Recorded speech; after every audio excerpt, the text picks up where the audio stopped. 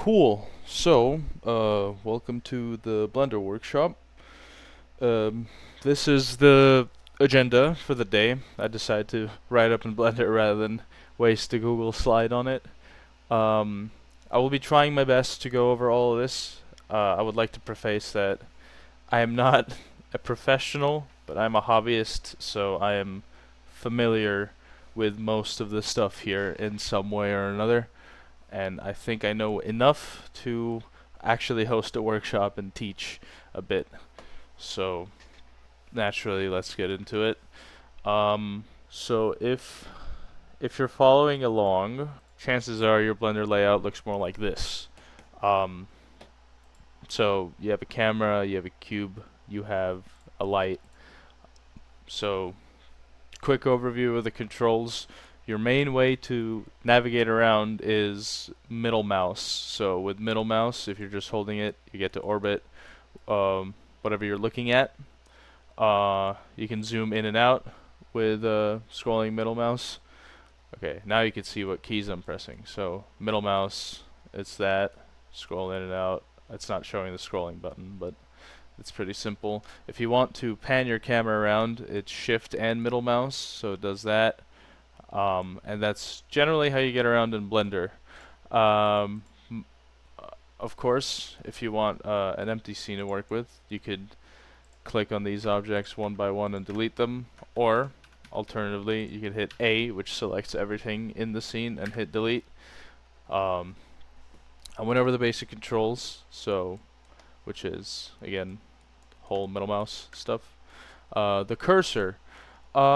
This, I tend to ignore it a lot. I used to use it a lot more in older Blender versions. Controls have changed a lot since like Blender 2.6 or something like that. We're in 4.5 now.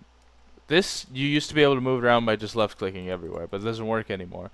Now to move the cursor around, you shift right click.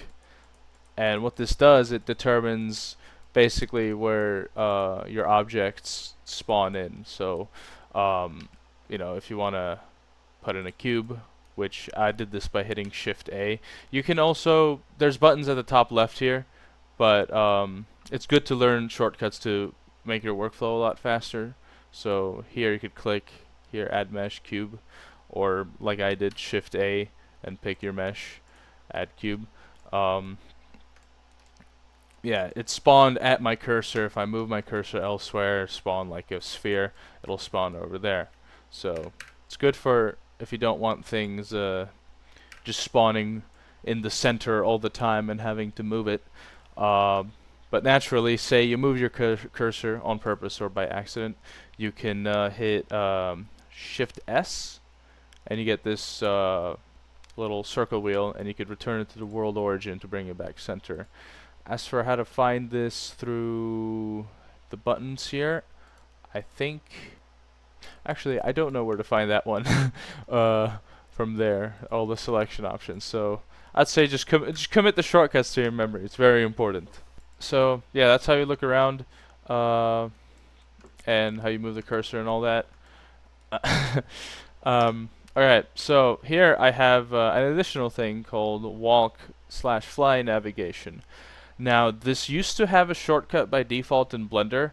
I have it set to shift, I think it's shift tilde. So now I can like move around as if I'm in like a video game or something like that. And it's called walk fly because you can turn on gravity and it'll make you fall and all that stuff. But I don't think, and left click to leave, but I don't think that shortcut is set by default, so you have to do that in preferences. If you like to look around that way, you would find it in edit. It's in edit preferences, and you're looking for key map, and you would search walk. And you're looking for this one specifically, 3D view, view navigation, walk/fly, and you could click on that to set your shortcut. So if you're not comfortable with navigating around your scene like this, instead you could do this and navigate. Of course, scrolling your mouse wheel increases the speed, so you're not slowly gliding through the scene all the time. It's a good way to get a look at things. Or if you're building like a 2 scale model or something like that, you could turn around the gravity and walk around. For example, if I had a plane here, uh, it just puts me on top of the plane. Very basic movement. You can't jump, but you can walk around on top of it. So to have a look at whatever scene you may have built. But there's that. Let's remove this plane. So really easy controls. Again, if there's any other things you may need, you could right click on it or right click on objects if you want to do things. Next thing on the agenda, different modes. So what I mean by this is this little thing at the top left. Right now it just says object mode because there's nothing I can work with. But if you say you have your default cube, you can now actually let me backtrack for a bit. Some other basic controls. You have some things on the left here, so you could hit move. You could turn on the move gizmo and move it across however you want. Rotation and so on, scaling. But these also have their own shortcuts, obviously. So S is to scale. If you want it on certain axes, you just type in the axis you want. So I want to scale it on Y, sure, like that. You could use shift and a combination of one of the axes. I don't remember which one's which off the top of my head, but you could just kind of mess around like that. So you can only scale on 2 different axes if you would like.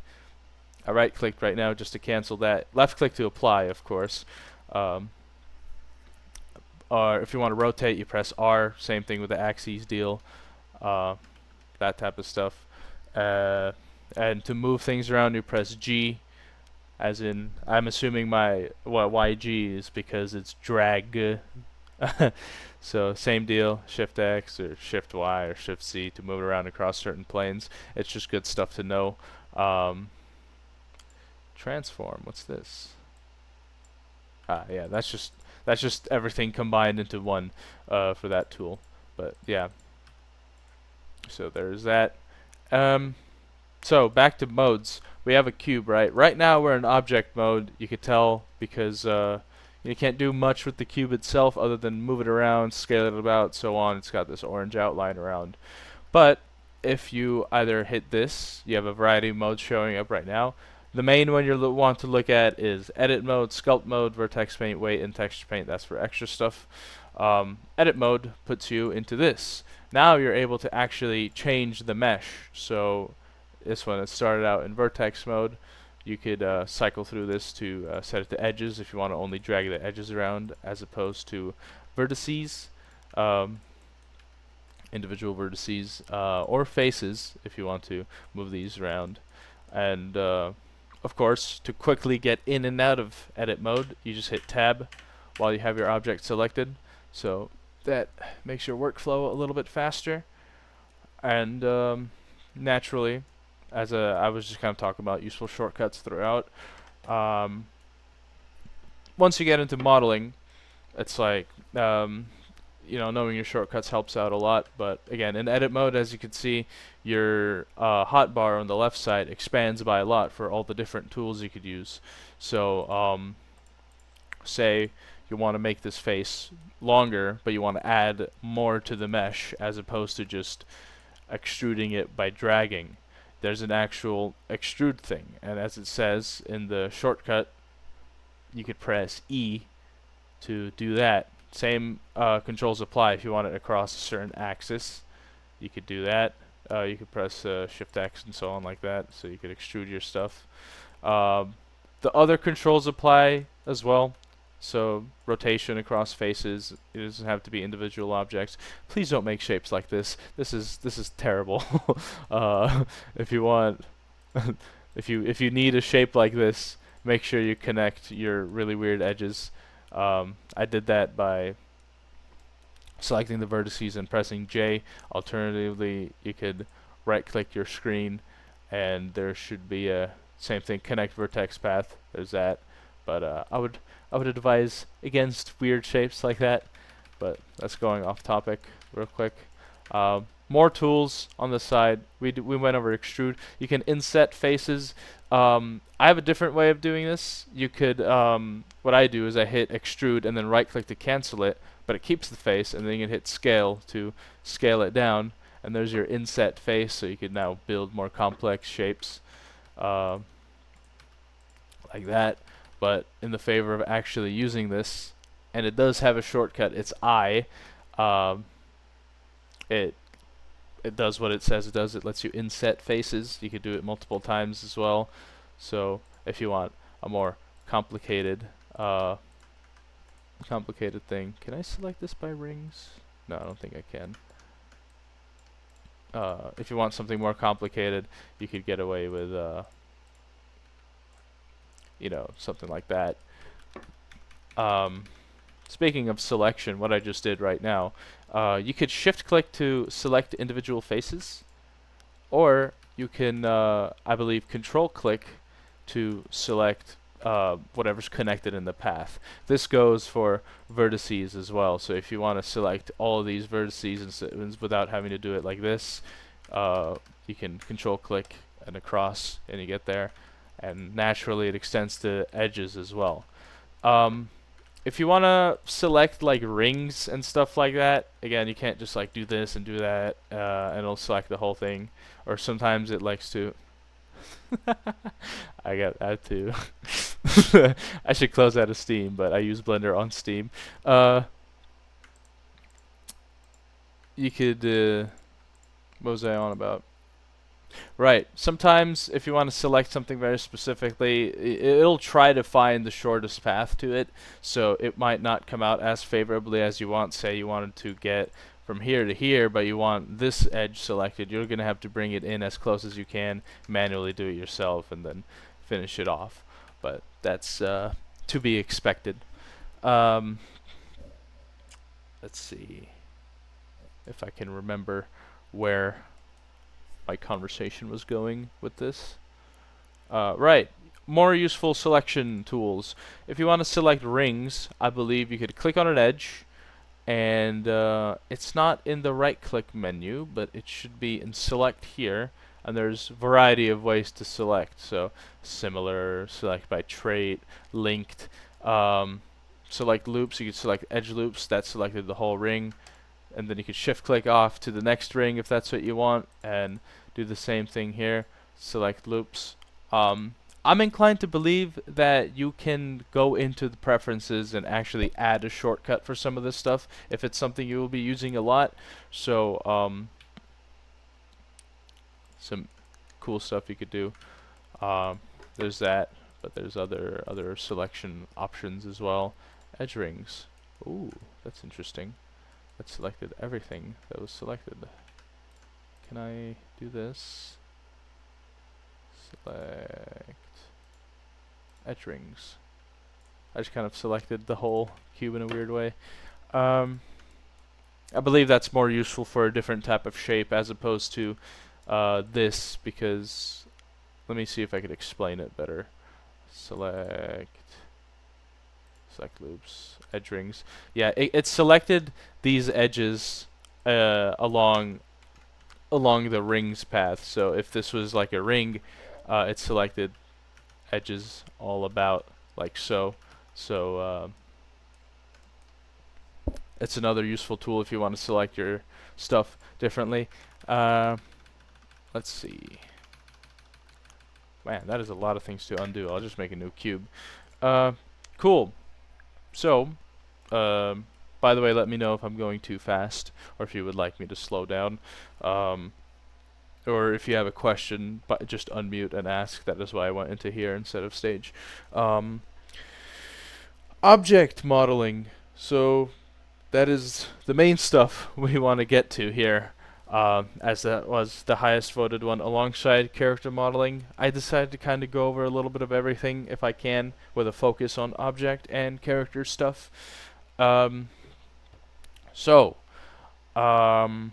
Since there are people in this workshop, give me something to model, maybe something on the simpler side, and I could just kind of talk over about how my process goes for that. A funny chair. I could try both. I could try both. All right. Well, chair. Cool. So where do we start? Well, I guess you could start from a cube.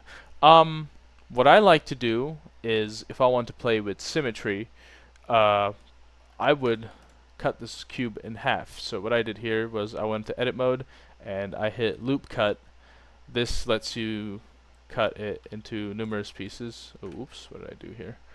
You could hold it to just slide along, or you could click, and this little thing that comes up here, sorry, my add-on is covering it. You could also select the number of cuts if you want. For other things, inverse square, interesting. These are different ways to control your cut, but we're only going to stick with one. And as I said, if we want to play with symmetry, we want to cut our cube in half, which is what I did. And, of course, remove the other half. So you could go about selecting each face like this, which works, but this is kind of a slow process.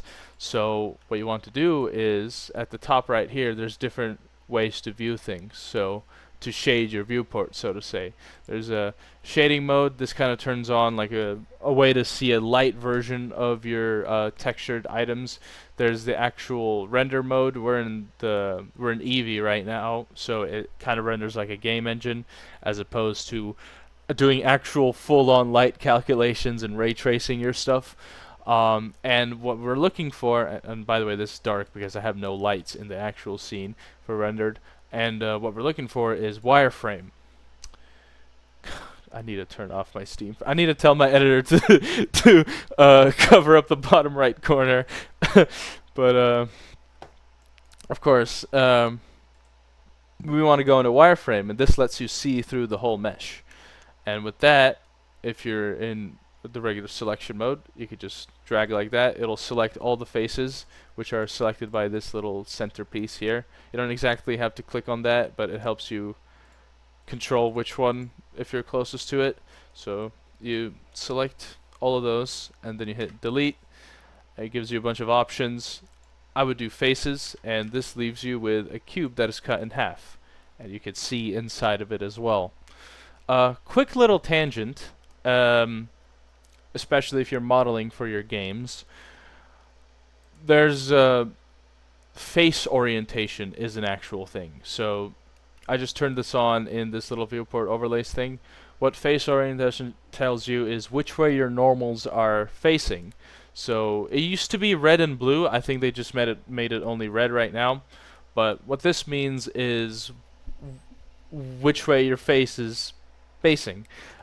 This matters because, for example, I don't know about Godot right off the top of my head because I haven't worked with 3D there much, but in many game engines, if your face orientation is messed up, it will be rendered wrong on screen. So the way you would see it is, you know how if you go inside a model in a video game, if you're clipping into something, you can't see into it, obviously, but you could see everything else outside from it. That's how it would look. So everything you see in red here, inside your game engine, you would be seeing through it completely. And naturally, if your face orientation is messed up, say you have, let's see how I can do this real quick. Face data, yeah, face data, face data,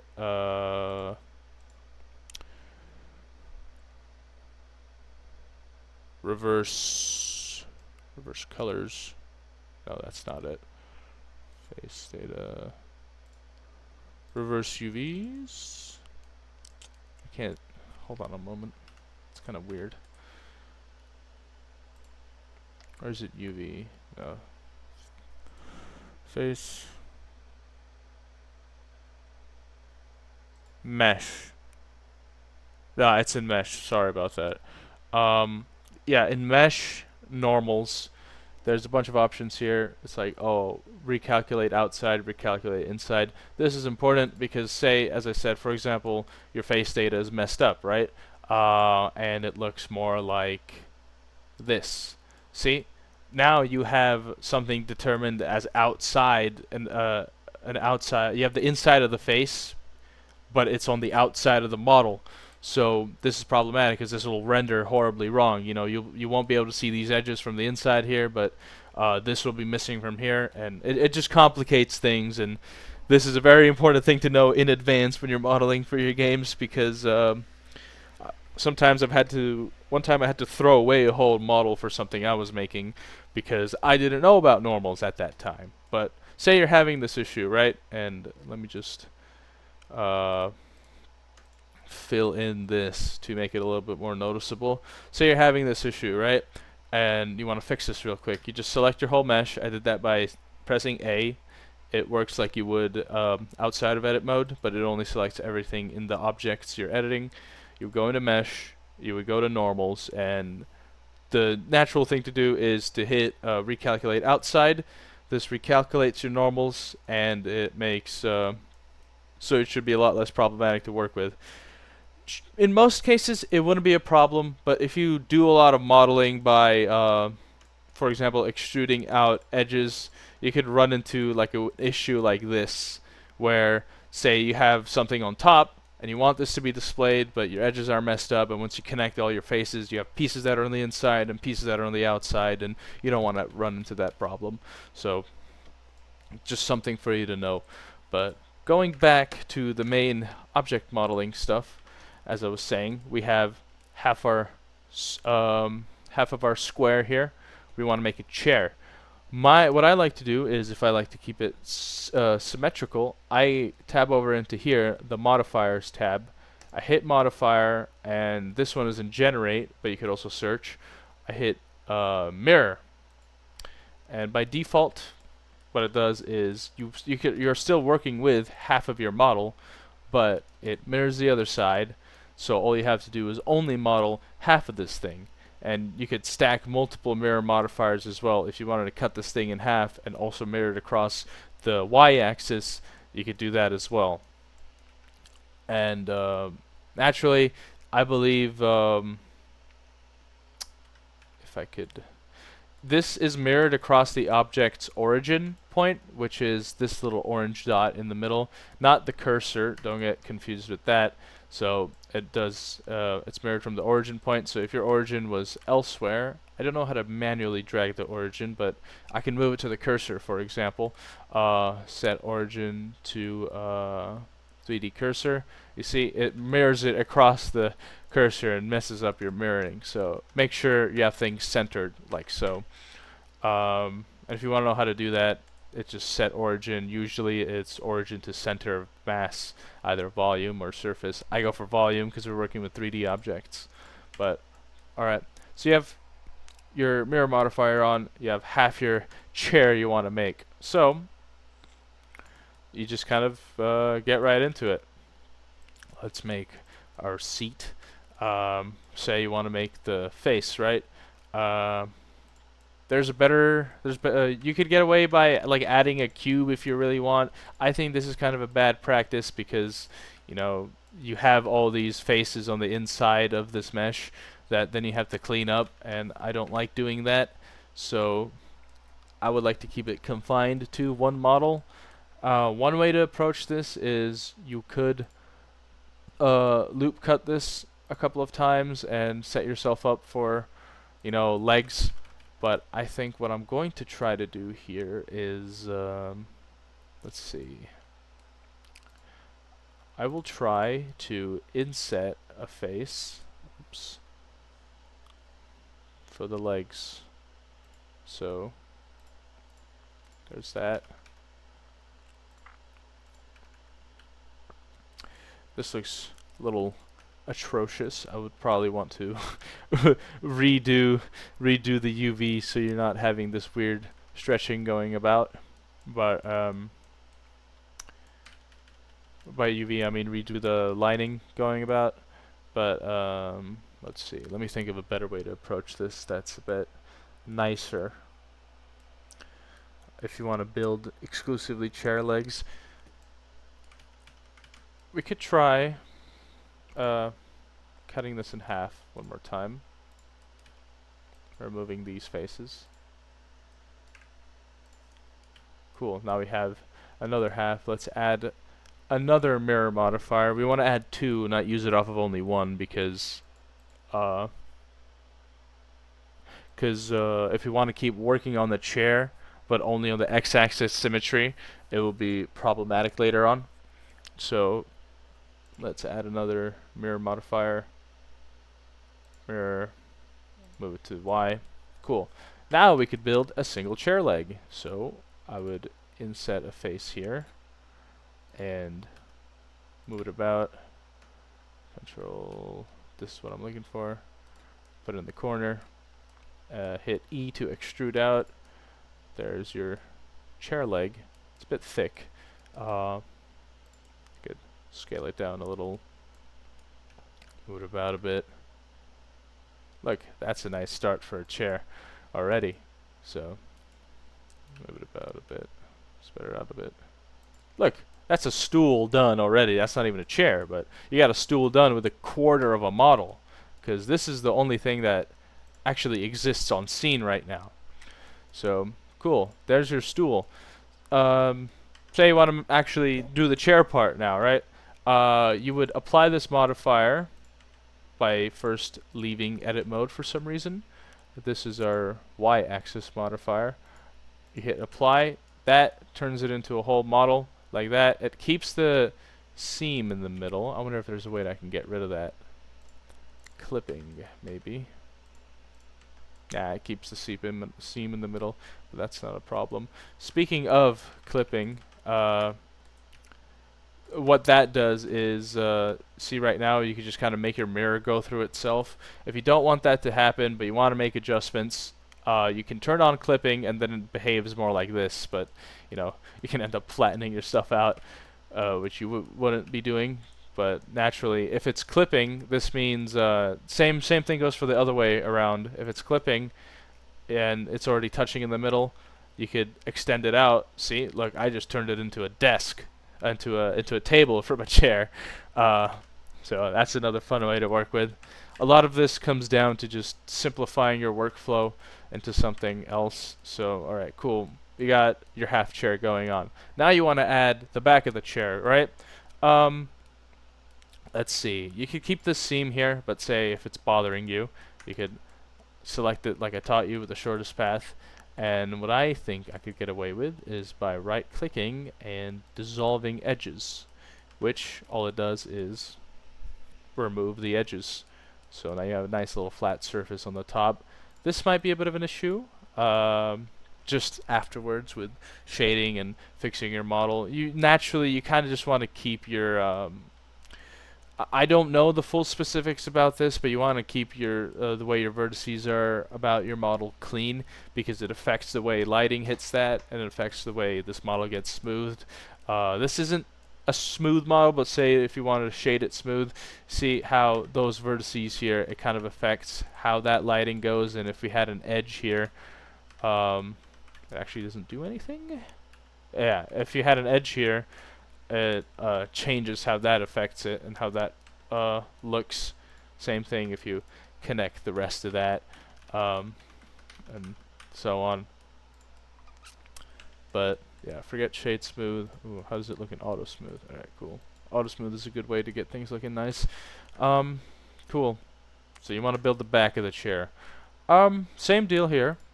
I would click on the top of the face, inset it a little bit. Scale it down, move it to the back, and now you could build the front of your chair, or the back of your chair. Just extrude it up and out. Oh, oops. Right, I have that little center part. If you want it to be together, you could approach it this way, where you select both edges and subdivide, which makes that little thing in the middle. Drag this one out to the back and do this. So there's your chair. Bit of a straight back, but you know, you adjust it. Look at that. That is a brilliant low poly chair you could work with. But if you want it to be something more complex, again, this is entirely up to you. Let's subdivide these edges one more, creating one more edge in between. Say you want one of those chairs that have like a little gap in the back. Let me get around to it. See, we could create a completely new face around here. Drag this one out. That's like your little start of the back. Then hit E to extrude again. That's your beginning. And of course over here it's like you're thinking, oh, okay, cool. Now I can just kind of select all this if I wanted to and scale it up. Not necessarily, because then that expands the bottom of that. So you could either select this face and that face to extrude out, or you could, a cool trick is select both faces and right click and extrude along normals, which extrudes them along the faces, along the side the faces are facing. This is just kind of convenient if you want something cooler, like say you have like a sphere, right? And you want to extrude these faces in a cool way. These ones are actually aligned pretty damn well. Yeah, that's what I was talking about. Extrude along normals, it kind of sticks with that, and this is actually making the cube. It's giving the cube thickness. It's kind of interesting, but if you wanted to do like something like individual faces only, it goes along the normals as it says, but you get like something like this going on if you want to make a weird shape like that. Good luck doing the UVs for this, though. You're gonna hate it. Back to the chair. Let's bring that in. If you want this to be accurate, here's a little way to. This is a way to. You can drag around the view like this too, but if you click on the gizmos, you can actually go into like a 2D mode to view it much better. Another way to do this is if you have a numpad 5 puts it into like 2D mode and flat, isometric-ish, or and all the other numpad numbers. Oops. Numpad 1 brings it to this side. The corners, I believe, control what side you're looking at, and everything around numpad 5 just kind of increments it about, like so. Same thing in 3D view, but there's that. Let's go back to this chair. This isn't necessarily clean practice, but you could take these edges. Not this center one. You take these edges, dissolve them if you want a cleaner shape, and don't forget about the vertices are gone. Cool. And now you have a flat surface off here to extrude off of, and there's your chair with the little gap in between. Good. Look at that. That's a chair right there. So that's kind of most of the stuff that you could do with modeling. It's really simple. Again, as any artistic skill, what's in the chat? Yep, that is a chair. With any artistic skill, it takes a lot of practice, and with 3D modeling, it's a lot more complicated. I'm not particularly very great at it. I overthink a lot when it comes to specifically making good like good tries or good UVs, because you want this stuff to display nice in your game. So it's not, I would say it's not entirely a good practice to have like just kind of a bunch of stuff lying about in a way. If that makes any sense, you have to like, I don't know, connect the edges or some stuff like that.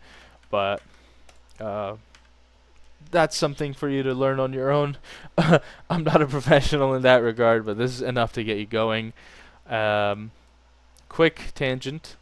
You saw me connecting edges. The way I do that is I click on vertices and press J, vertex connect path. That's the thing it does. Same thing here. Connect vertex path from the right click menu. Or say you have a missing face and you want to fill this in. You can select all the edges about and hit F. Oops, I accidentally clicked the wrong thing. You hit F and that fills in the face, so there's that. Quick little thing that I just noticed. When we extruded that little thing to make that gap in the chair, as you can see, it filled in this part for the symmetry. You don't want to have a middle face in between the symmetry stuff, because once you combine it, it makes things weird. This will be more noticeable for the character modeling stuff because it was an issue I was dealing with yesterday. Say, for example, and let me fill that face back in. Say for example, you want your chair to look smoother, right? So in modifiers you add, I think it's in generate, subdivision surface. It gives it a, there's your weird chair, Jacob. It gives it more shapely appearance. That seam in the middle is going to be problematic in some cases. If I could get it to appear in a way. Let's see what I could do with this. Subdivide. Oh wow, this chair is just getting taller and taller. That face in the middle, the faces over here, they can mess with subdivision surface and how that gets displayed in object mode. So you would want to delete those faces. It doesn't show on this model as much. There's a very small change over here. Oh, actually, let me... Yeah, okay, it appears in shade smooth. You see that? There's like a small, almost a visual cavity running down the middle here. You don't want that in your models. So you would delete the connecting faces in the mirror modifier, and that removes that cavity and gives you a full-on flat surface like you're looking for. And there's your really weird chair. So there's that. Regarding the subdivision surface modifier, if I could get around to it, this little sidebar, this is, let me close it first, if I could find where to click. This little sidebar comes out of this tiny little arrow over here. It's important to get that if you want to manipulate things more. Say you have this weird chair going on, but you're not very fond of like the roundedness that's going on over here, or this little rounded nubs on the bottom, and you want to fix that. You could do that by selecting these faces, and when you have that selected in this little transform menu, you have vertex data and you have edge data that has weights regarding bevels and creases. I don't fully know what the bevel affects. It's probably maybe something to do with the actual bevel tool.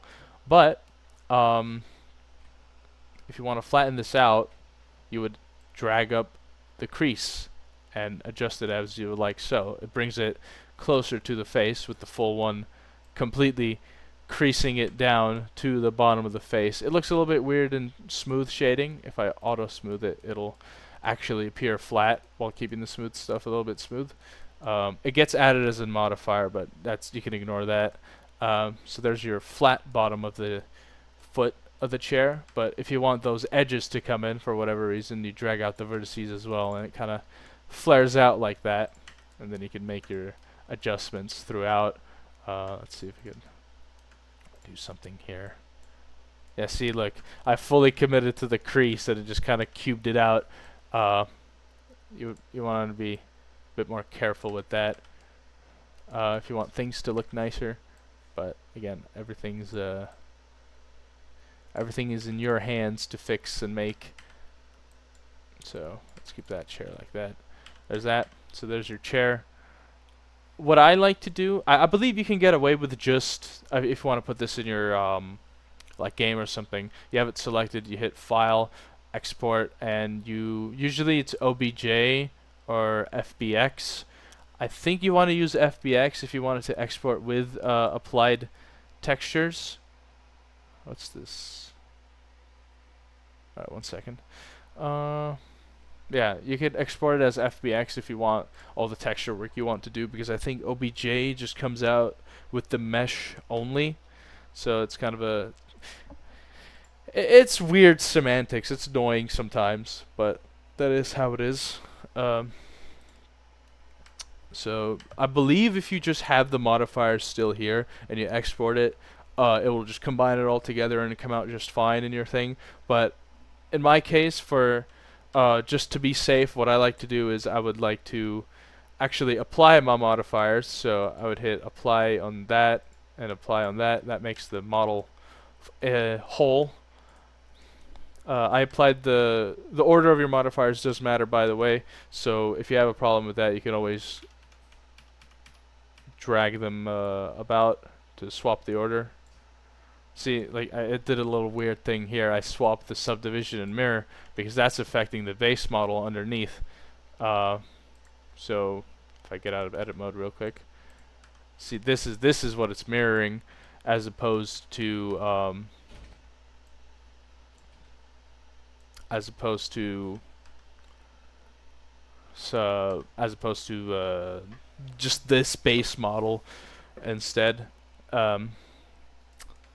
So you want to keep an eye out on what order your modifiers come in as well.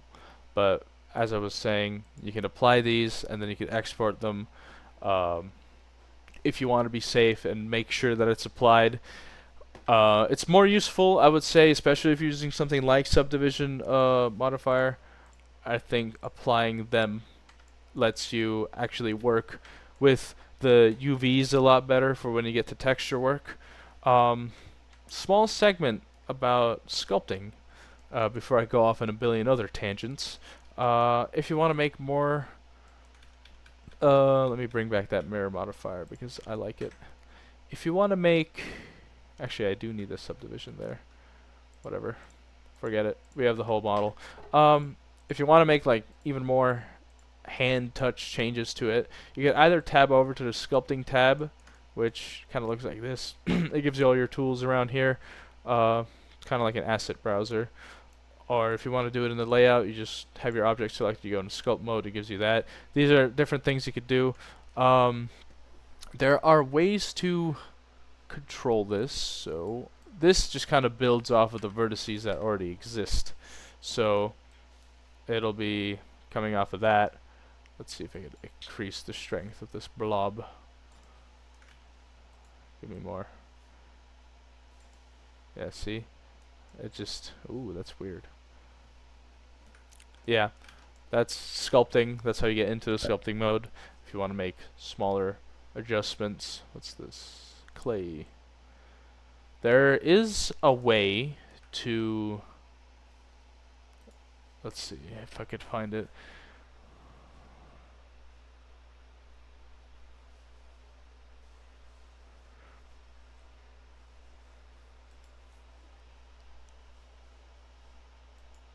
Okay. Cool. How do I undo what I just did? Dynamic topology. That's a bit problematic and something that you want to adjust afterwards, but of course sculpting works off of the vertices you already have. So if you have a very low poly mesh, you're not going to get very highly detailed sculpts going on. See, just kind of it's kind of merging into itself. But if you turn on dynamic topology and it's complaining about me, it says it's not going to preserve colors, UVs, or other stuff, and it has modifiers detected. Now you could, actually, it turns everything into tries, which is cool. Now you could have more detail, I believe, more control over the detail of the stuff you're doing. If I could find a good way to show this off. Clay thumb layer. I swear there was a way to, okay, dynamic topology, not supported in dynamic topo. Okay, let's remove that and put it in smooth real quick. Fully smooth chair. Sculpting, enable dynamic topology. It's on. It should. Dyno topo.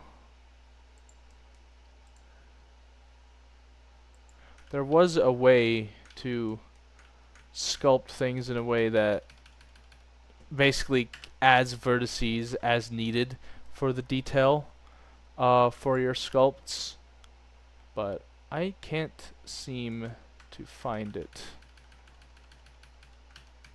Alright, cool. It is probably dynamic topology. Let me remove that. Attribute data detected.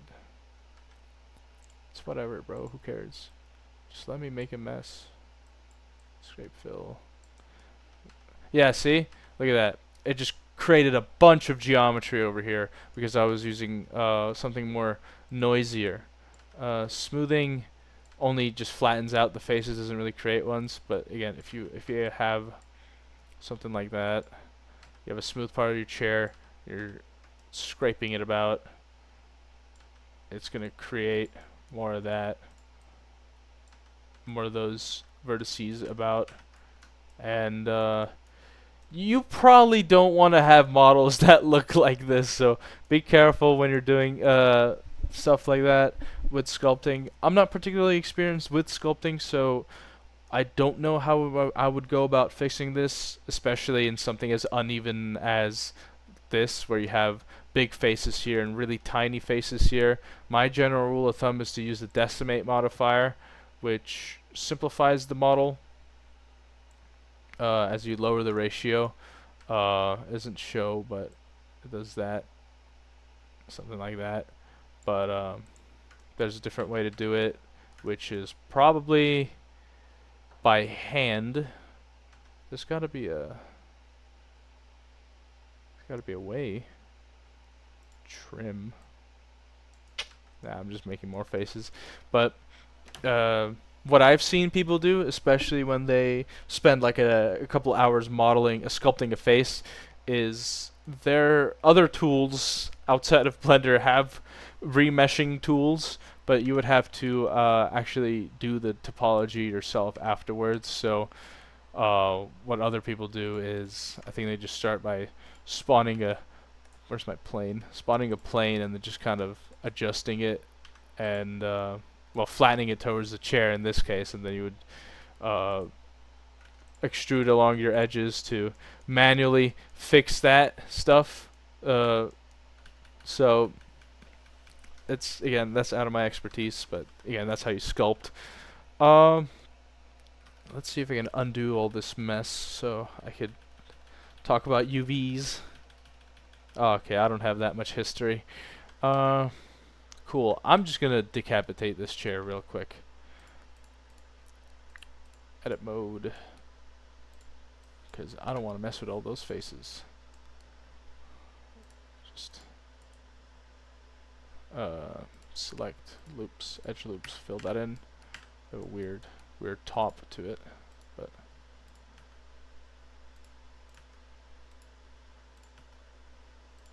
cool. Quick way to fix the chair. What's in the chat? I feel like this chair needs a face. It's covered in faces. Can't you see it? These are all faces.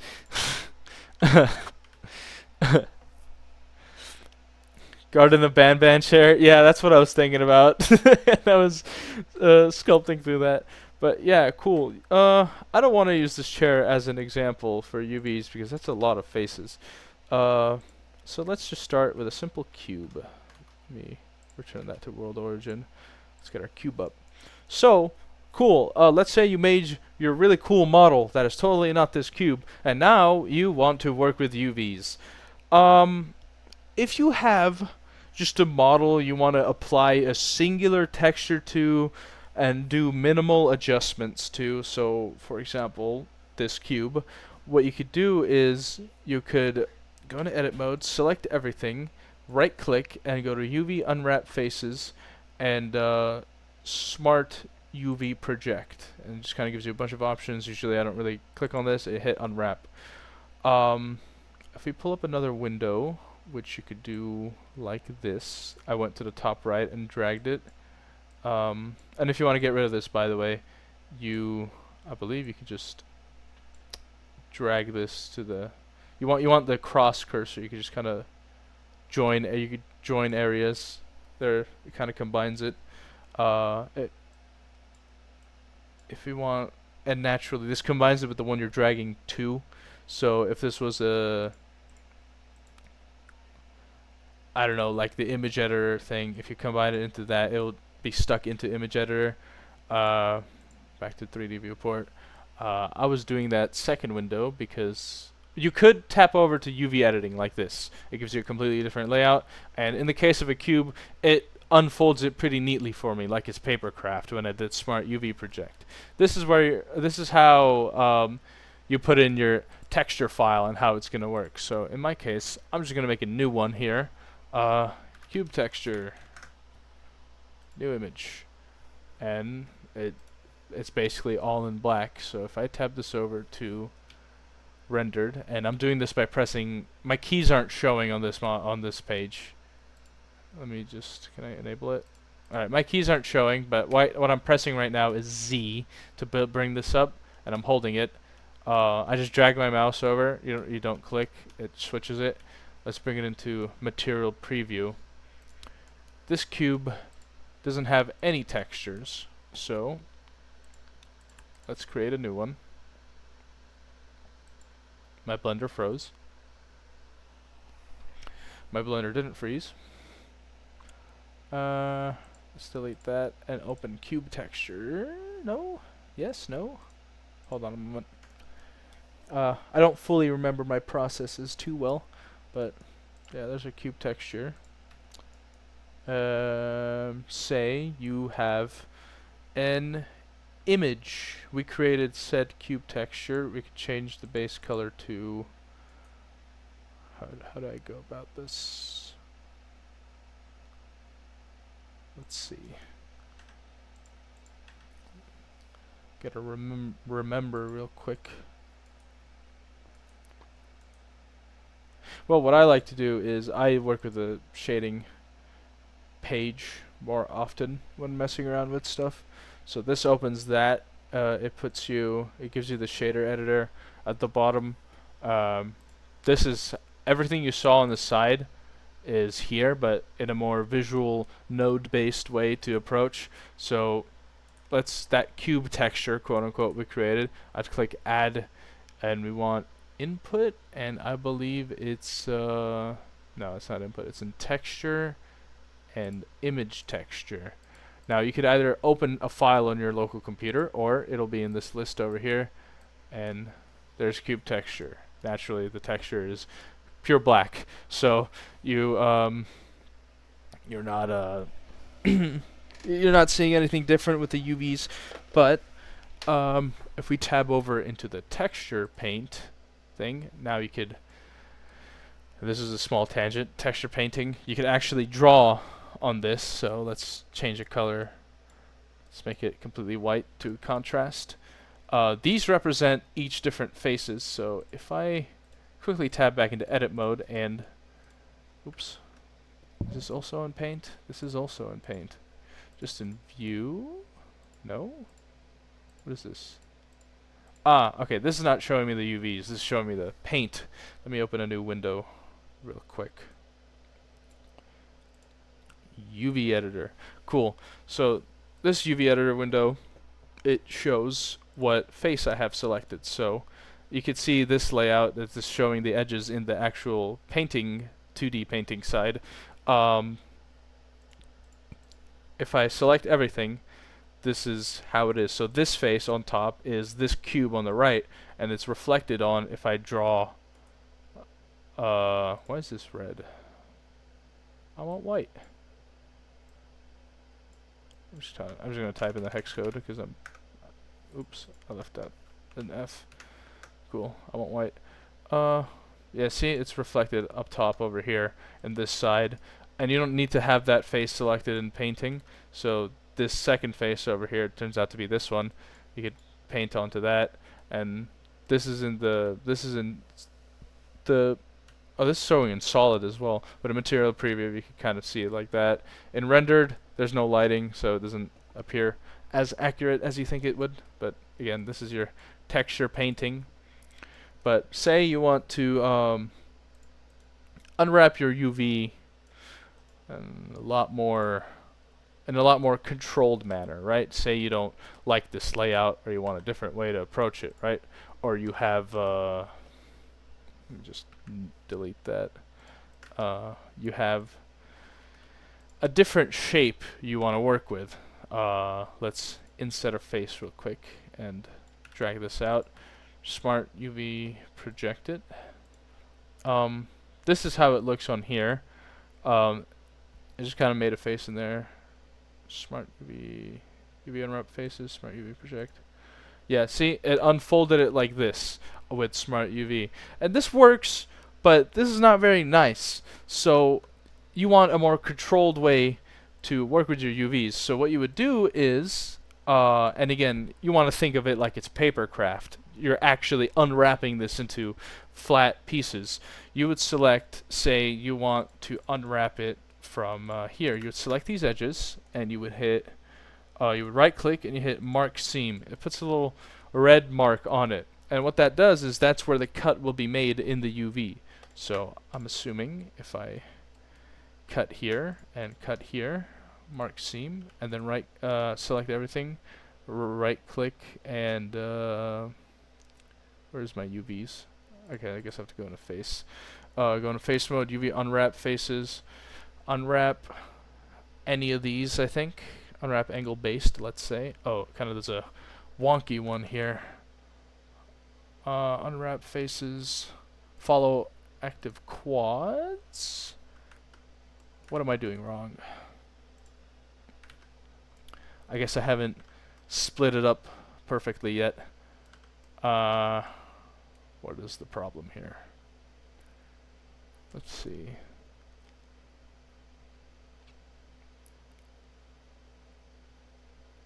Let's see. Maybe it's this. Mark seam. U. You can also press U to do the UV mapping stuff. Minimum stretch. Okay, that's a nice one. Right. I'm not thinking in papercraft terms. I should mark that. Let's see. And maybe mark this one.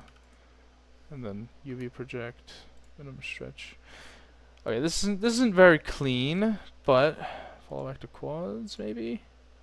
That makes it look weird. What if I do Smart UV project with seams? Nope. Cube projection? Conformal. Whatever. It's, you know, you gotta practice with seaming more than I do, obviously. But, oops, I started an animation. But point is, you would mark your seams, you would unwrap it based on where your seams are, and it just kind of, it's an angle based, right? Cool. This is wonky, but if you want more control over a more complex object, say you make like a pistol for your game, you would want to do that. You would want to separate different parts off of different things. So this top of this weird shape is this part, and you could draw into that to have more control over it. This is, I would want to keep everything as square as possible in the UVs. This is kind of terrible, but there's ways to go about it. I don't fully remember how, but that's your UV unwrapping. I went over texture painting by actually drawing, but yeah, you would have this, and I'm assuming you could get away with hitting new and then selecting the actual size. It'll generate you like a blank piece that is the size of this, and then you can edit that texture, which I believe is either saved locally somewhere, or you could save it yourself and then apply it in the shader modifier to actually see it in here, and then you can edit it in a third-party software. If you want more control than just texture painting in Discord to actually paint your textures. So there's that. Yeah, object modeling, easy to start, deceptively, actually really hard to master, but there is that. Any questions before I try to move on to character modeling? Because that one's probably the more important part.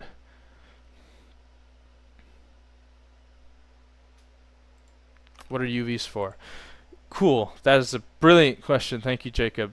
UVs are basically how your textures display in the game. So, like I said earlier, here, let's just give it that old cube texture I scribbled all over and go into... Okay, I didn't give it the old cube texture. There's the material. You see, remember how we drew on the cube in its very specific quadrants? It looks messed up over here. But if you were to go into edit mode, select your faces, this controls where parts of the textures display on the model. So as I'm adjusting this one, you see how it's changing around in the actual viewport. So this is how you determine how how your textures appear from the image. You probably have, you know how Minecraft skins are like folded out really neatly in their file, right? Those are kind of the UVs for that. They have specific islands dedicated to specific parts of the model that represent, this is where like the front of the face is, the back of the head is, the top of the head is. That's what UVs are for. So it's, you know, if you're doing more complicated things like that chair model we built, and you want different parts to be affected differently, you would have to carve out those seams, separate them, and then fill them in more appropriately. I have a visual example I could show you too. Solomon has been working on UVs for for sharpshooter Tilda. Here's a great example. You see, he's got the same viewport situation going on, and it's actually a really good example. You see how that top of the gun is orange, and like that underside of the gun is yellow, which I hounded him to fix. That represents, you know, different parts of the weapon and how you would have to. This is not in the this is not displayed in the video, but let me actually open the link to it and drag it in for the people, for recording people. But for everyone in the Discord, you could look at it in the meeting voice chat. But again, it's different parts of the gun are represented by these different pieces. You could see with the gun being selected, it's showing the vertices of where different faces for it will go. The most prevalent one to see here is like the gun handle. You got like both sides of the handle kind of coming out in like a butterfly shape, and then like the sides of it in the middle or around. But this is also why adjusting your UVs and why making the UV is probably the most time-consuming process of object modeling, because if you want an easier way to texture your things and make it just generally better on you to work at, you got to go through that hard part of cleaning up your UVs so you could draw your textures better and apply them better to your item. But yeah. Back to it. Cool. Let's get rid of this one. Character modeling. That should be fun. I have a model here that I kind of set up in advance because it took a second. But I could quickly go, because I want to talk about rigging more importantly here than the actual modeling part. But again, it's the same deal with object modeling. If you're building humanoid things and you want them to be symmetrical, like I said, you could, oops, I don't want to subdivide that like that. You could loop cut your cube, delete your faces, add the mirror modifier on the side. Where is it? And this is kind of like your base. You could start with that. Let's make a quick dude if I can. Character modeling. You want to turn on clipping, but if you're making your legs, you want to be careful. Another thing, you want to be mindful of the actual topology of the thing. So you would want to maybe separate parts that are like the chest and the pelvis and the middle section. For legs, you could get away with like a small, messy. Where's the edge? There's the edge. I like to bevel it to get like an actual pelvis shape going here. Maybe adjust the lines a little bit, and then get my leg out, extrude my leg out, fix this a little bit. This is a bit of a messy one, but it will have to do. Let me disable that text so it's not intrusive. But you don't want to bring it in because it's going to collide like that. But there's better ways to make legs. Again, I'm horribly out of practice and I don't actually model too often, so I would want to maybe line these vertices up if you want them to extrude out straight up. So what I do here is I enable this snap mode, which is like a magnet, and I set it to vertex, and I line it up on the z-axis with the other one. And if you want it to be a little bit cleaner with the grid, then you set it to grid and just do that. Wow, that is a massive thigh gap. Hello, welcome. Right. We turn that off. But yeah, we get our legs out. A little thing I like to do is I like to account for where the joints will be, because even after you subdivide surface, you want to kind of control how your geometry looks like when you're putting in the skeleton, because once you rig it, you know, it deforms with respect to how your faces are, and the way your faces are set up and the way your topology is set up can control how it actually ends up looking when the joints are being bent. So here I just accounted for like a knee, and I believe what you do here is if you want to have more of a knee thing going on, I would probably merge one of these vertices. Where's the merge vertices at center? Whoa, why do we have that? Oh god, we have double vertices. Alright, well, that's a great way to go about it. If you have overlapping vertices like this, and you want to clean it up, I usually tend to select everything. I hit merge. I believe I hit merge vertices by distance, and you see it says removed 3 vertices. Now we don't have that redundant vertices just hovering on top of each other, making life hard. So you don't run into issues like this. Let me dissolve this one. Oh god. Let's fix that real quick. Cool. Are my keys not showing up anymore? Alright, that add-on needs a bit of fixing. But yeah, let's merge these two at center. Cool. And now it kind of set us up for a knee. So if you're,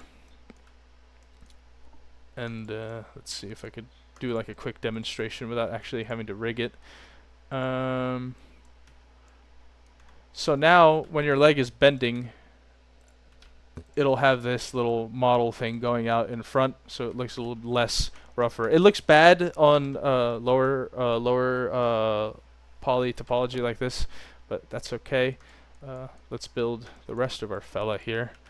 It would be nice to have a little bit of variety in the model, so you could tell which side is the front, which side is the back. So you know, make your characters look like characters or whatever they're supposed to look like. Most people sculpt, I think. Like for modern AAA games, everything is sculpted and then they do retopology to make it look nicer. Let's see, how do I go about making an arm here? I would like it to be, let's inset a face. This is not the best practice, but let's do that. Let me rotate this out a little bit, bring it up. There's your arm, the elbow, arm, and do that vertex thing I did with the knees. I believe you want to keep this smaller vertex, where the bend is happening, so that bigger flat part gets rounded out more. It's just a neat little thing. I don't model too often, so I don't actually remember which way it's supposed to be. On the prepared rig, not the prepared rig, the prepared model that I made in advance, I did it the opposite way around, I think. Or maybe I'm doing it the opposite way around right now and I'm making things confusing. But you know, we'll work with it. So there's this guy. Let's give him a head. Let's inset faces. It's like, okay, is it gonna have two heads? No. I'm just gonna drag that in there. Make sure vertices aren't. Actually, that is problematic. Let's merge these for good measure. By distance, remove 0 vertices. Are my edges okay? Seems like it. Yeah, that's her neck. A bit thick. We could bring this up a little bit, give it a bit of that chest-like shape. Give him a back. Scale that in. Bring that to the side. Give him an actual neck. It looks goofy. There. That's your head. And you could drag this out a bit. Cool, you have a dude now. And if we add subdivision modifier to make it look a little bit smoother. Where is it? Subdivision surface. Oh dear, what have I done? He's a bit bubbly. Oh, you see, I had that same issue appear that I was doing with the chair the other time. I have faces in the middle of this model right now, so if I turn off the mirror, you could see that these faces specifically, the new ones that I created, you don't want that. You gotta get rid of it. So you have a much more seamless mirror. But yeah, from here, if you're using subdivision surface, you can now adjust things to look nicer. So lift this part to give it more of a head-like shape. Pull this one out a little bit more. Wow. Yeah, sure, he has got a big nose. If that's not enough for you and you want more control, you could subdivide it a bit more. And now you could select this and scale it in a little bit. Wow, he's very shapely. Drag this edge out. Good God. Yeah, practice a lot, please. If you want to make cool models, because I'm kind of doing you a disservice right now. How does it look in auto smooth? Yeah, maybe might want to add like a little seam for a chest here. Oh, I see the loop cut is getting messed up because of the topology. I could probably dissolve these edges and make it nicer later. Dissolve edges. I gotta make sure my faces are still there. Yep. Now I should be able to loop cut cleaner. Nope, it still throws a fit. It's whatever. But yeah, cool. You have your dude. You apply the mirror. You apply your subdivision. And now you want to rig this guy.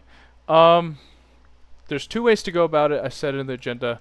You could either manually rig it, which takes time, or there's Rigify. I'll try to go over a quick manual rig with our actual dude that looks nicer here that I spent some time modeling yesterday. By the way, if you missed it, I did that same thing over there with the chair where let me just demonstrate real quick again.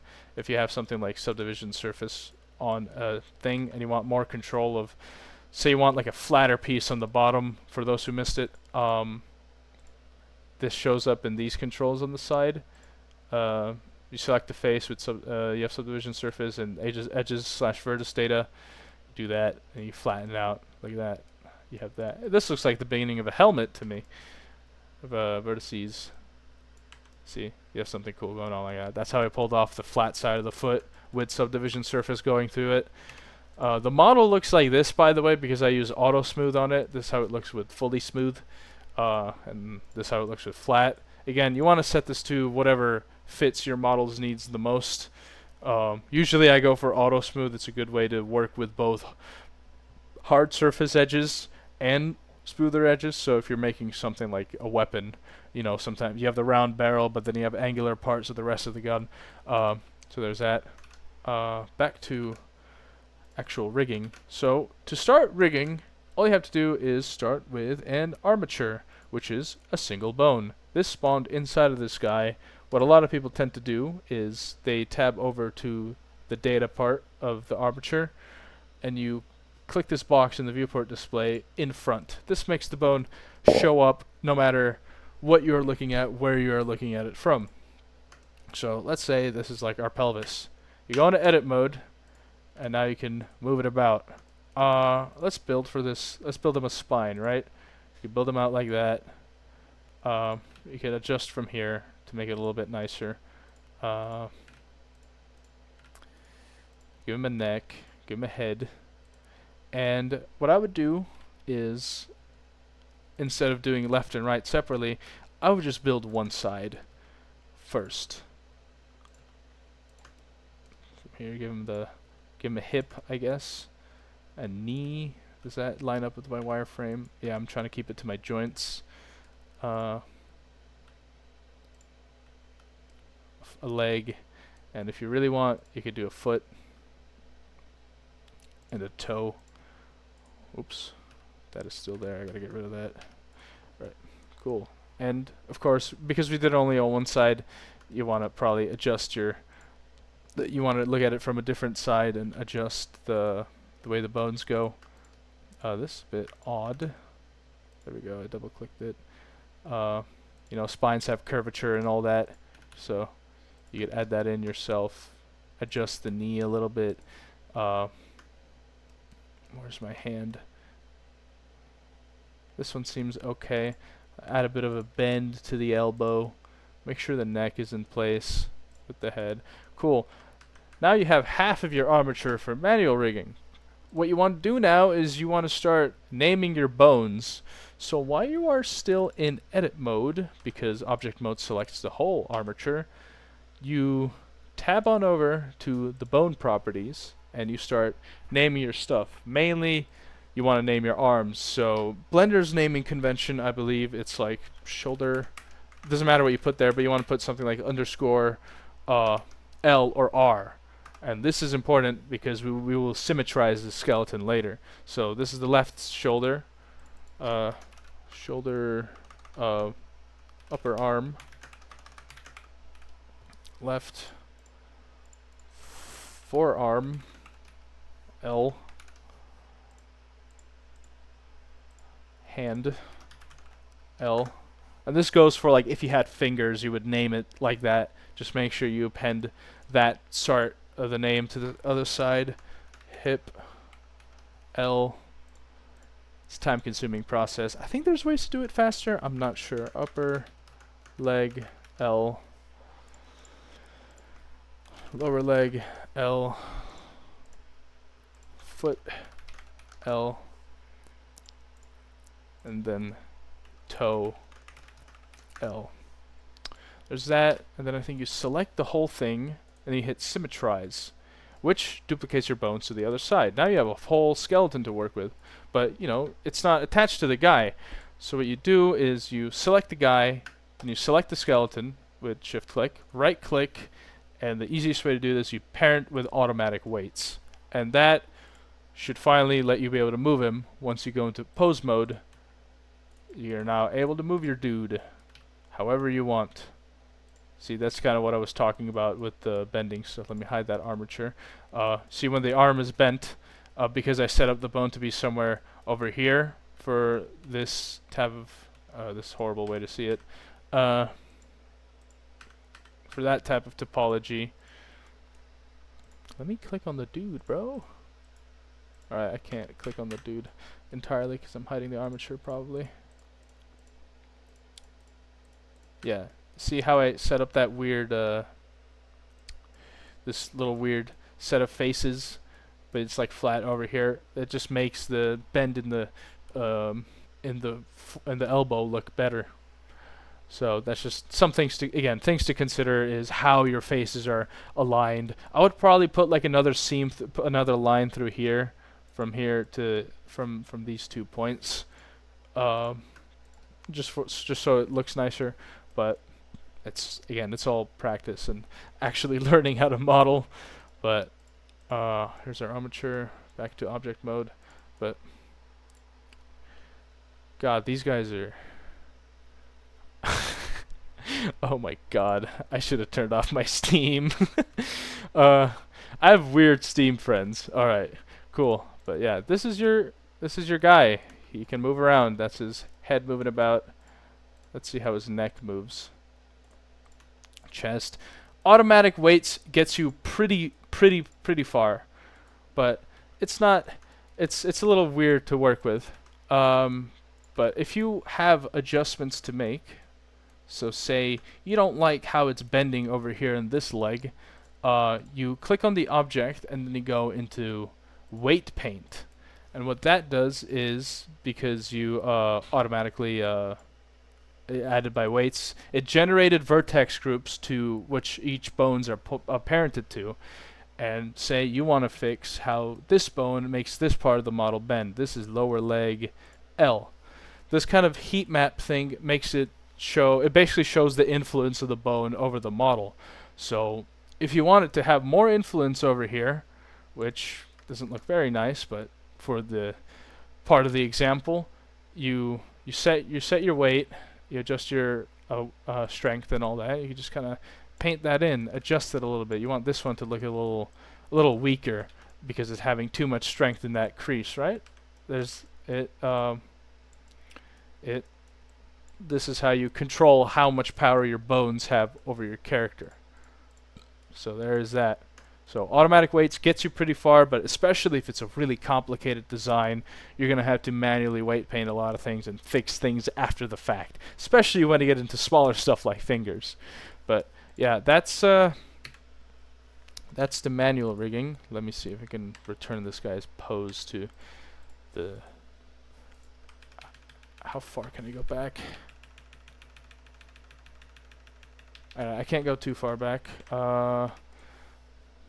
Clear, relax pose to... There was a way to bring this pose back to normal. Clear transforms all. That's where it was. Cool.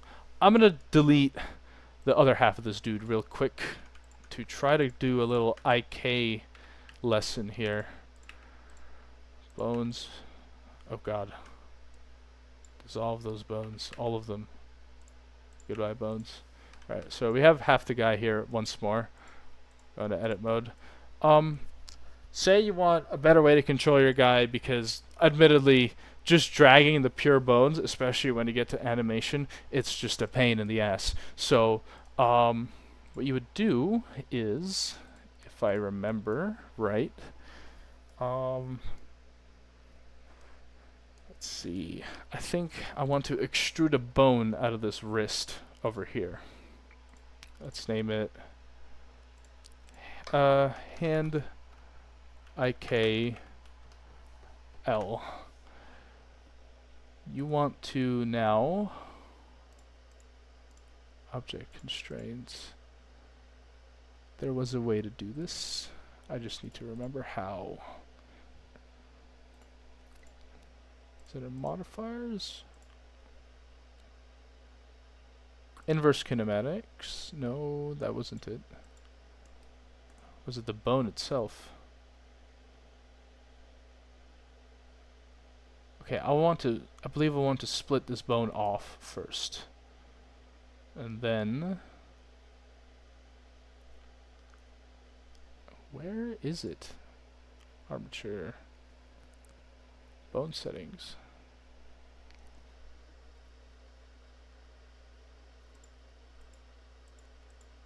One moment.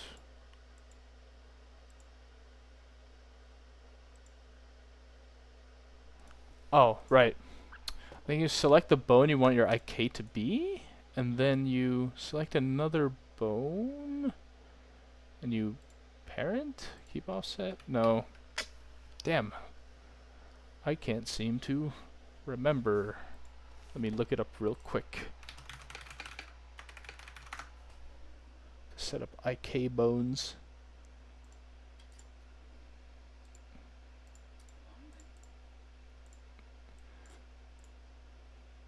Okay, well this guy's showing me a shortcut. So, I think you select the bones, you want IK, and he said Shift I, but that didn't do anything. Why didn't it do anything?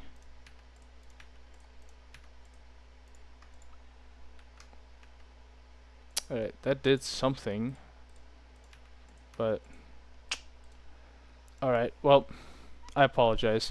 I didn't I didn't have enough time to fully prepare for the IK lesson, but point is, inverse kinematics, in a way, you get to create bones that you can drag around that the rest of the armature follows to make your animating a lot easier.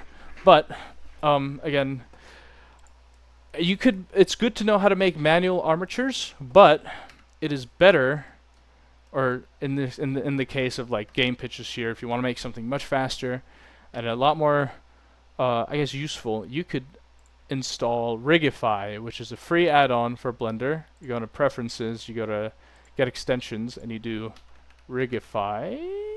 I think I already have it, so in my add-ons it shows up here. There would be like a check mark. You enable it, and you get Rigify stuff in your Blender. So from here, you would, can I clear this guy of all of his vertices? Vertex groups. Okay, I'm just gonna quickly left click through all of that. Let's see if I can remember how to use Rigify. With Rigify, you Shift A or add from here. You would add, let's pick a basic human rig because, and it spawns a really tiny skeleton. I would go into the data settings and viewport to display it in front first. There's our super tiny skeleton. And then I would scale it up and get it to match where the most of my guy is standing. So this is as close as it gets. Important thing that I learned was you have to, I believe, because your scale is set off, it's gonna mess with your object. You have to go in here, object, apply scale. So now this is like, and probably also apply, where is it? Object, apply, location. So I guess this is like the 0, 0 of the object. So your scale is basically the same, or it's known as 1, 1, or let's do all transforms for good measure. Yeah. So now that's your scale. From here, you would want to adjust these bones for the Rigify stuff to fit. Because this one already comes symmetrized like this, adjusting stuff one by one is a pain. You don't have to do that. There's a little butterfly icon over here that lets you apply changes to match the bones across an axis. It says only the x-axis, so hopefully your model is facing this way. So let's select his arms, drag him out. Let me drag his shoulder out a bit. I think that's the shoulder bone. I don't think these have to be connected, but I like to bring them close for good measure. Let's check my wireframe real quick. That's my elbow. My wrist starts like somewhere here. Adjust my knees a little bit. Like that. That's the feet. What is this? What is this joint? What is this bone? Spine. Spine 5, spine 6. So I'm assuming this is just extra stuff for the head. Sure, we could just keep that. Not that big of a deal. I'm gonna just move it about a bit.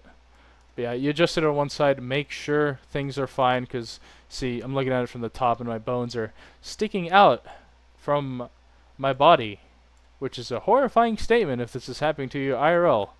But this is in Blender. Everything is okay in Blender. So you want to fix that. Still symmetrized, so it's fixing on the other side. Spine looks like it fits. Legs look like they fit. Almost. This is foot, toe. Let's bring my toe out. And this little bone is heel. That's important for when you actually apply Rigify. But yeah, I think everything's lined up. Okay, I don't know why it has those bones. Guess we don't need that for a guy, but I'm gonna keep it there just in case. Cool. Now, my hand may not be okay in Blender. Oh, I forgot to fix the shoulder. Probably something like this. Alright. Cool. Let's see if I can remember what to do from this point on. One moment.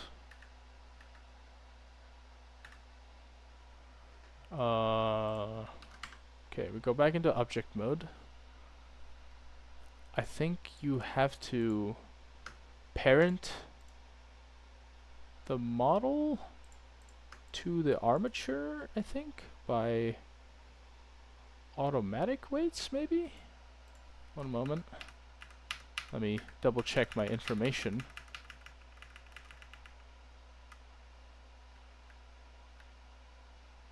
Really quick.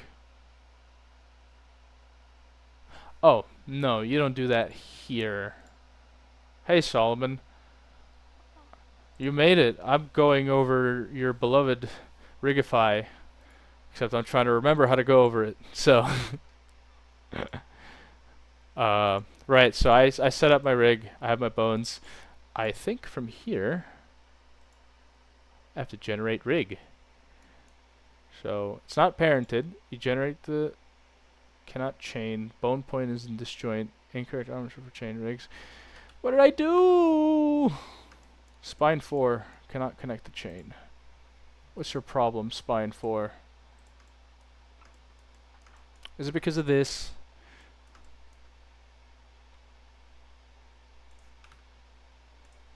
What's the problem? Like right on top? Snap. Oh god. Hang on. It always snaps to the base of the bone and it's bothering me. There we go. I did it.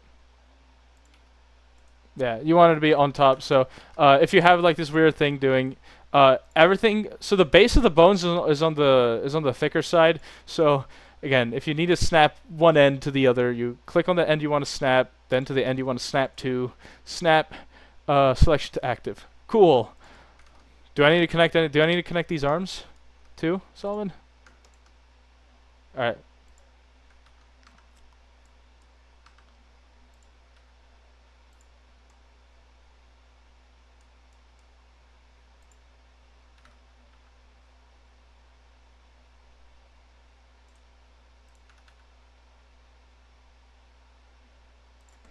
That's crazy. All right. Cool. Good save. Thank you for being here. Yeah, I try to prepare and then like I got hit by sleep 4 times in a row. It's kind of crazy. Cool. Now we generate rig. And you get this funky thing. Why is this in the center? I understand it now. One moment. I guess we best drag it up to here. And then it works? No, no, it doesn't work. Alright. Object. Apply transforms. There we go. Cool. Yeah, you wanna keep your transforms applied if you want things to be clean. But yeah, it makes a bunch of doohickeys around your bones. And I heard you don't need this anymore. And then you take that, and then I think you click on your model, you click on your thing, and then you parent with automatic weights. And it works now. So now, let's have him do a flip. But yeah, hang on. Just making sure everything is there. But yeah, see, it connected your IKs. Yeah. You know, Drac be like, yeah, you got your stuff going on. These are like extra controllers for any other controls you might need. See, that's gore of my comfort character. What's this? Yeah, see, that heel bone was important because then you can do stuff like that. It can like actually animate your steps without having to manually do that and that and that.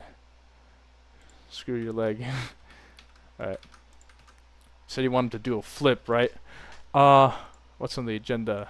Well, that's rigging with Rigify. Just like that one William Aston gif. You want me to animate on camera, bro? Come on. I don't know how to do NLA strips, which is what we do for like more game dev stuff, because that lets you control like different gestures and then combine gestures for animations. So I can't fully go over that one because I don't have practice in NLA strips, but I could try doing a flip. So, let's see. There's the animation viewport here, but that's okay. Let's just switch to the dope sheet editor over here. It looks the same as the timeline. You could work off of the timeline too, but the dope sheet editor gives you more information about your transforms. It looks overwhelming, but it's you know, everything comes with practice. So let's prepare him for our flip, shall we? Can I symmetrize this pose? Sick. Let's put him in a more natural state. Woo woo.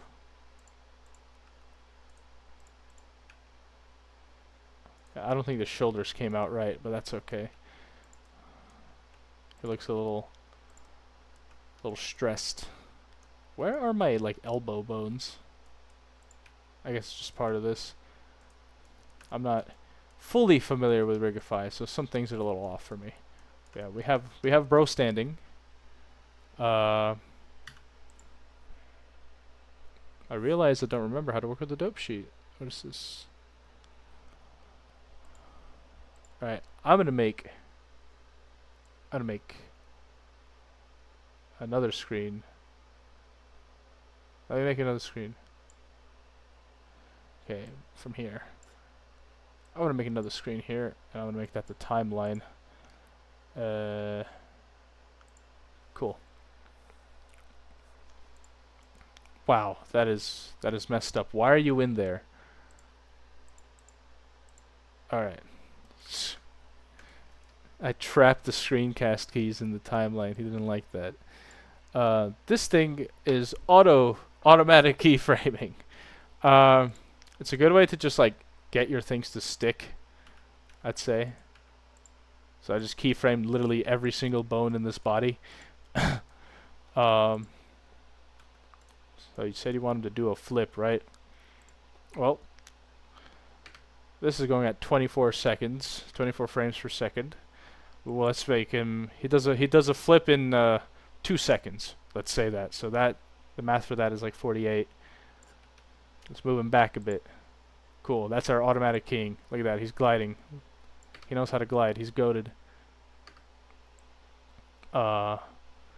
Then in the middle of it, so at 24. Woo. There's got to be a better way to do that, I think.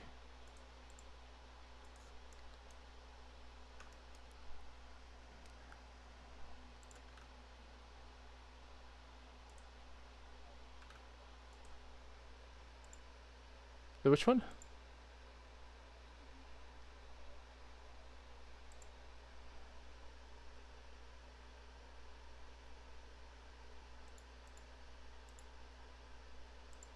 Oh, isn't it? Which one is it? Yeah. Get out of here, FK. Alright, cool. This is what we need. Important stuff. That makes things look nicer. Thank you, Solomon. Oh my god. Wow, he does crazy things. His head doesn't head normally. Probably need... Okay, that's his shoulders. That's how I control the shoulders. That's where they went.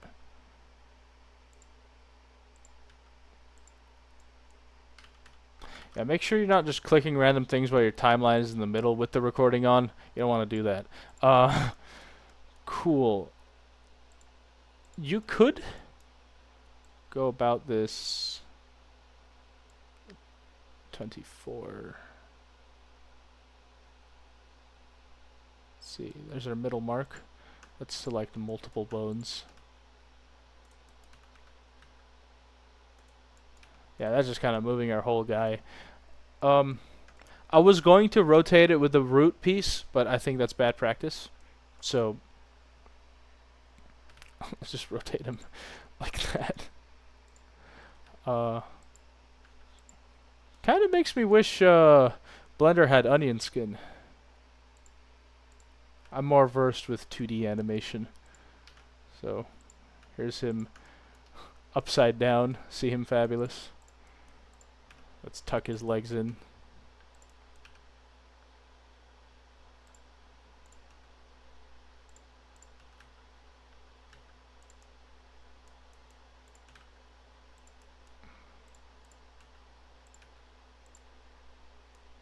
Let's see how that. Oh my god! I didn't apply the freaking keyframe for the first stuff. Oh, this is brilliant! This is brilliant! What have I done? Hold on. There's a way to fix that. You just hit pose, and you clear transforms, and you pretend nothing happened at all.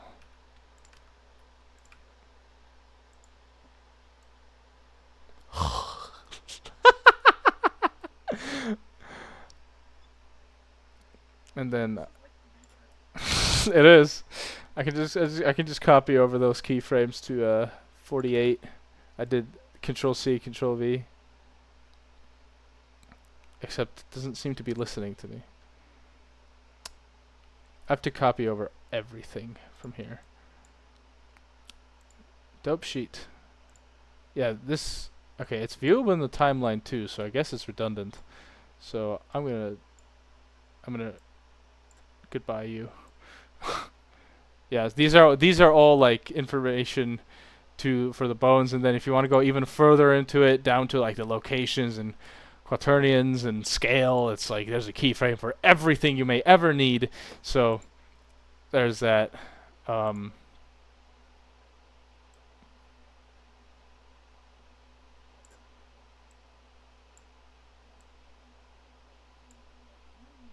Well, here's the. It's gonna go the. It's gonna do the quickest way, but it's also, wouldn't you be adjusting that with keyframes in between?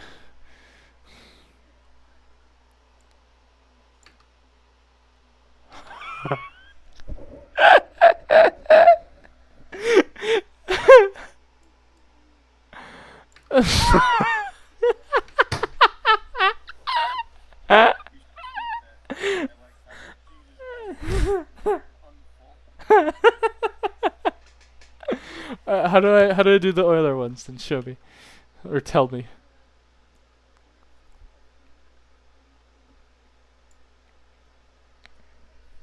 He's making it up.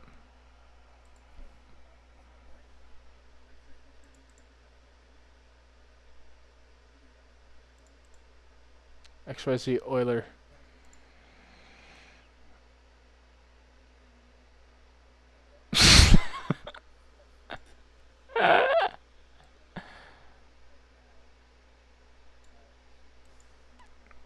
Okay, let's start that flip over, shall we?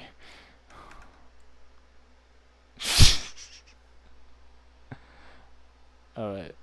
24. Foot. Oh, it's set on quaternions. Is this on a bone-by-bone basis?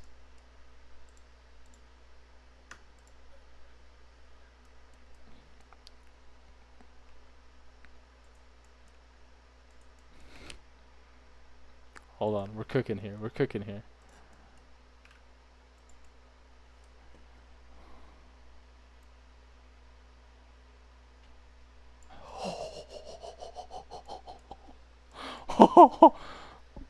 Hey man, I don't think it's quaternianing.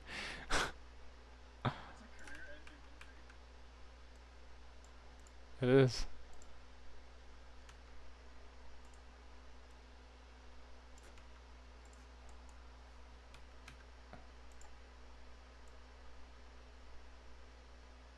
Oh, I get what's happening. Alright, cool. Delete all the keyframes. Why? Is there a way to... Wait. Apply to active from XYZ Euler on everything?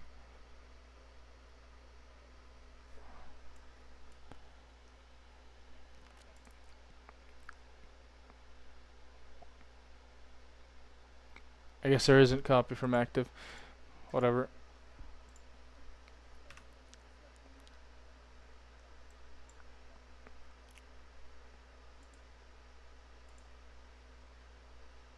Copy to selected. Everything's XYZ. Alright, cool. Now let's make a keyframe for literally everything. So what I did there was I just hit drag and left click. Oh my god, look at him go. Now see him fabulous. 48. Make a backflip. I know how to do it in theory. I just don't have any practice, so. Alright, cool. Pelvis bones. What, I didn't apply it to the end? Ah, right, because I didn't apply it to the end. The end. He caught that one. Alright, it's whatever. I might have to fix it later anyways, but why aren't you cooperating, huh? Why aren't you giving me a keyframe? Give me a keyframe. I'll have to slightly change it. Alright, I'll do it the manual way. I'll do it myself. Keyframe type. I'm full of hatred. Alright. Cool.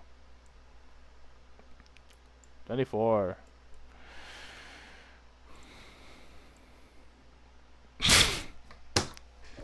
Yo, low key, I give up.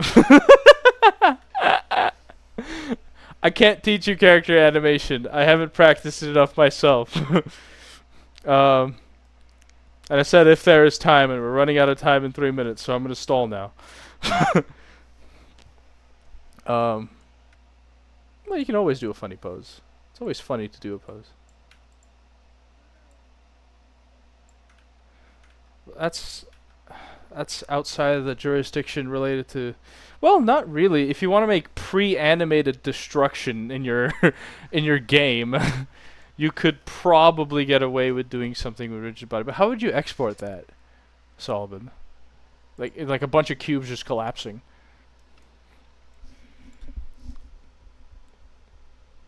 The rigid body's fun. I like rigid body. Yes, you bake it to an animation, but then you have to export it all.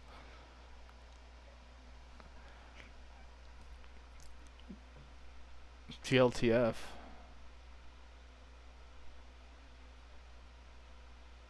No, my concern is like how do the models appear? Because you have to attach it to something that's animated.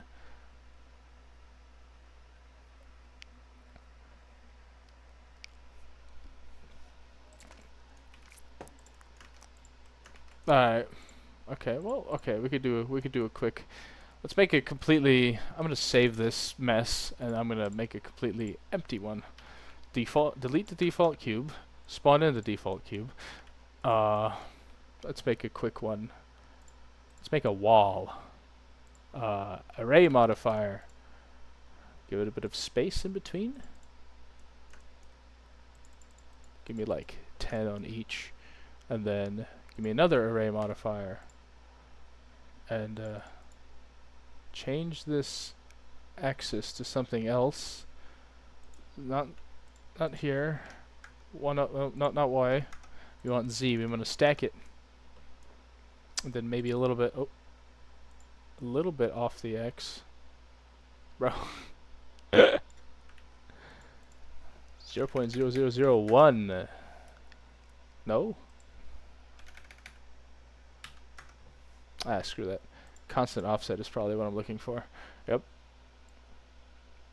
Just stack the boxes on top of each other. Maybe put a little bit of space in between. That's whatever.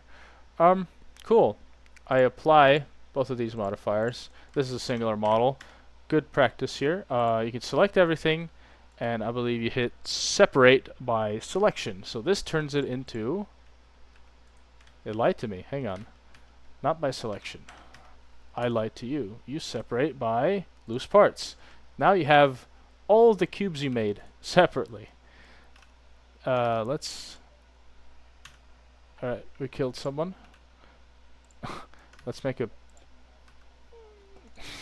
More at 6. Let's make a. Let's make a plane. That's a big plane. Select all these cubes and drag them a little bit. I'm not saving this. If this thing crashes, the workshop is over. Anyways, starting off with the plane, we want to go to physics and give it collision, because this doesn't need to be a rigid body, I think. But I think I also used to do rigid body and make it passive, so that works as well. Convex hull, it'll do like a thing around it. Convex hull tries to match it to the geometry as much as it can. Since we have cubes here, let's select one, give it rigid body, make it active. 1 kilogram, make it really light. I set it to cube collisions because it is a box. Wait, what is this? What is this? What are you? Oh, I forgot a very important step, everyone. Select all these cubes and right click, set origin to volume, so each one has an origin at the center of its mass. Center of mass is important when you're doing physics. Cool. Back to the cube I was giving physics to. It was this one. So even if you select multiple of them and you hit rigid body, it'll only show you the most selected. It'll show you the active ones. So the non-active ones are orange and the active ones yellow. So you do that. Then you can select all of your cubes. So I just shift clicked, and you want to do object. Where was it? Apply. There was something about copying from active, if I remember. Rigid body, copy from active. So now everything has the same rigid body settings, and because they're all set to active and they're not sleeping, they should just collapse immediately. Alright, cool. See, they just fell on their plane. But you want something happening, right? So let's have, let's make another plane. Let's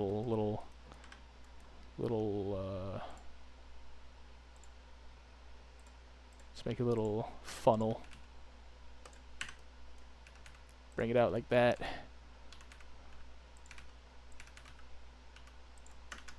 I like to put icospheres because they look nicer.